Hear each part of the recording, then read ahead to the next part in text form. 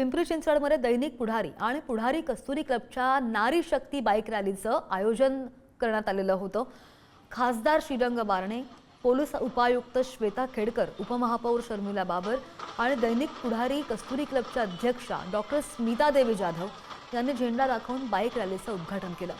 मोरिया गोसावी मंदिर इथल्या निघालेल्या या रॅलीच्या माध्यमातून स्त्री शक्तीचा आणि आत्मविश्वासाचा संदेश दिला गेला। या रॅलीसाठी महिलांनी मोठ्या संख्येने उत्स्फूर्त प्रतिसाद दिला।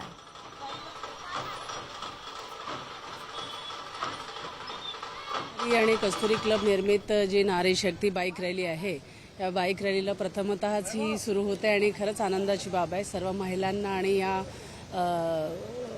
पुढारी जे आपला क्लब आहे त्या क्लबला खूप खूप शुभेच्छा। निश्चितच आत्मविश्वास, निर्भरता आणि आत्मसन्मानाचा हा आपण गौरव करतो आहे आणि महिलांच्या सक्षमीकरण आणि महिलांमध्ये असलेली सगळी ऊर्जा आणि त्यांच्यामध्ये असलेल्या कलागुणांना वाव मिळण्यासाठी हे खूप महत्त्वाचं पाऊल आहे।